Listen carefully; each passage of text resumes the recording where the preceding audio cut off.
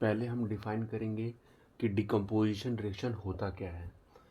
मान लीजिए हमने कोई कंपाउंड लिया है X, एक कंपाउंड है या रिएक्टेंट है, उसको हमें ब्रेक डाउन करना है into its simpler products A plus B।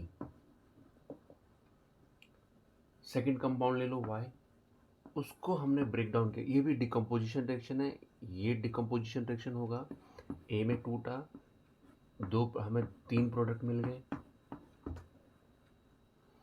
Let suppose हमने दूसरा रिएक्टेंट लिया, उसको भी हमने ब्रेक डाउन किया into A plus B plus C plus D.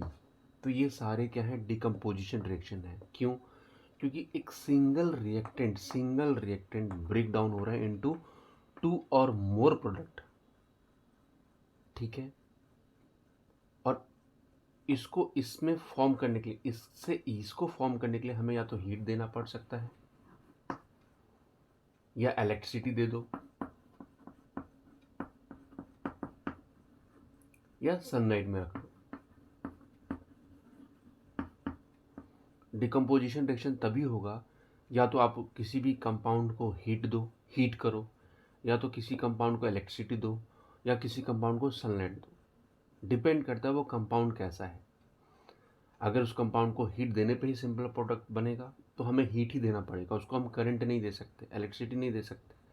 अगर कोई कंपाउंड है उसको सनलाइट देने पर ही वो ब्रेक डाउन होगा इनटू सिंपलर प्रोडक्ट, तो हमें सनलाइट ही देना पड़ेगा।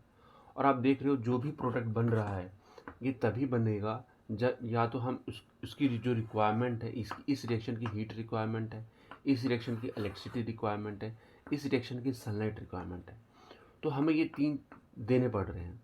इसलिए इस all decomposition reactions are all decomposition reactions are endothermic reaction.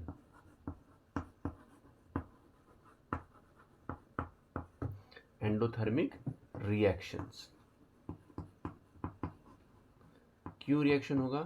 क्योंकि आपने कंपाउंड लिया और हीट नहीं दे रहे हो और वेट कर रहे हो कि हमारा सिंपलर प्रोडक्ट ए और बी आ जाए, कभी नहीं आएगा।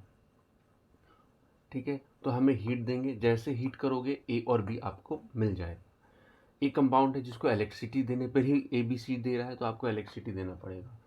ये जेट कंपाउंड है, इसको सनलाइट के ही प्रेजेंस में ये आपको सिंपलर प्रोडक्ट देगा। इसलिए जो भी आपको प्रोडक्ट मिल रहा है वो उसको या तो हीट करो, या तो इलेक्ट्रिसिटी दो, या तो सनलाइट दो। Therefore all decomposition reactions are endothermic reactions. Okay.